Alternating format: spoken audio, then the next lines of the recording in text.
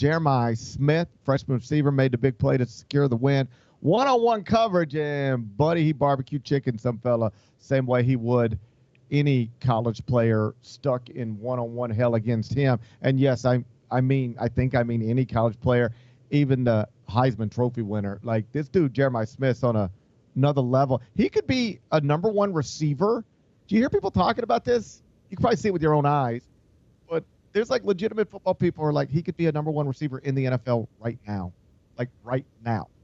But based on current rules, he's not allowed to enter the NFL draft until 2027. He should file a lawsuit to try to become draft eligible. I don't know that he'd win it, but I'm not certain he would lose it. I mean, he's ready from a talent perspective and from a physicality perspective. 6'3", 225. He just put together. It's insane that he can't enter the NFL draft for 2 more years and possibly illegal.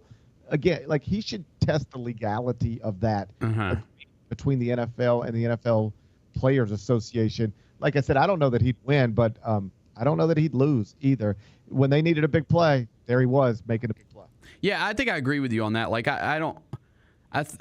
you don't want to like open the floodgate. I think it's different than basketball. Like, I don't think you want to open up the door for football players that are, freshmen, sophomore in college to just be NFL draft eligible. I think first off, you'd see a ton of disappointment, guys that just end up like losing their careers, their football careers, trying to get drafted in the NFL draft. But yeah, like these guys that are, one of one, like I agree with you. Like, this guy doesn't need to play 2 more years of college. It's crazy. I think everybody should be draft eligible whenever they want. And if you don't want to take them, you don't have to. I feel you. I mean, there's the physicality difference. There's a difference there. Like, some of these guys that are completely different looking humans. Their first year in college and their senior year or junior year in college. Yep. Yeah, that'd be part of the job, figuring out who's who. I got you. What. This was the argument people would use against the NBA draft being able to select high school people. They would say, and I agree with you. Let me be clear. Football's dramatically different than basketball. Mm-hmm. Like, you can tell Kevin Durant is Kevin Durant when he's 16 years old. Right. Whoever looks like he's Patrick Mahomes at 16 years old might never start in college in football. I mean, you just don't know nearly as clearly in football as you do in basketball. It's more difficult to see. The physical development over the time is more important. I agree on every one of those points. But if there is a rule that is unfair to one person, then that is a rule that I don't want in place. And any rule that prevents Jeremiah Smith from being in the NFL is a rule that's unfair. Because he's good enough to be there. Somebody would pay him to be there. We just have an arbitrary rule that keeps him out of there. But he's good enough to be there. If you just told NFL franchises right now, if you want him, you can sign him. Give him whatever you want. They would all line up and try to sign him to a contract right now. Right? He belongs in that league right now.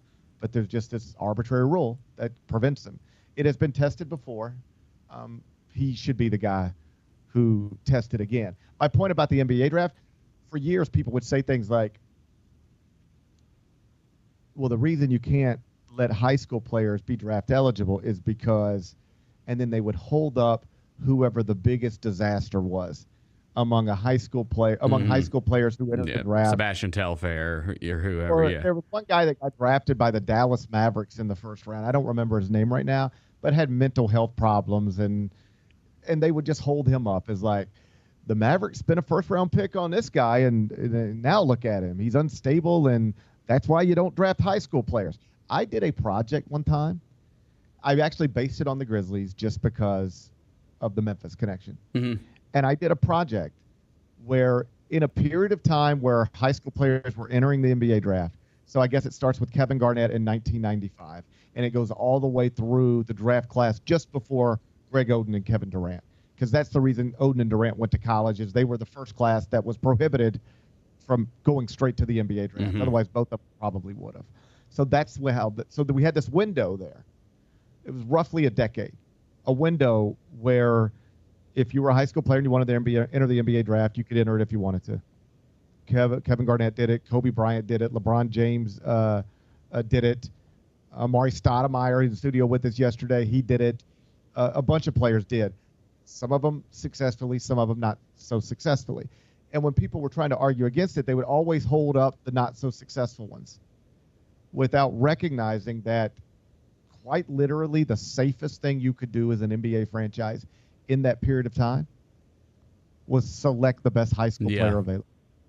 I did a project one time where if the Memphis Grizzlies would have fired their entire scouting department, fired everybody, and simply, when it was time to pick, turned in a card that said, please go to rivals.com or 247sports.com or whatever recruiting website you want, and just give us the best high school prospect available as it pertains to NBA potential.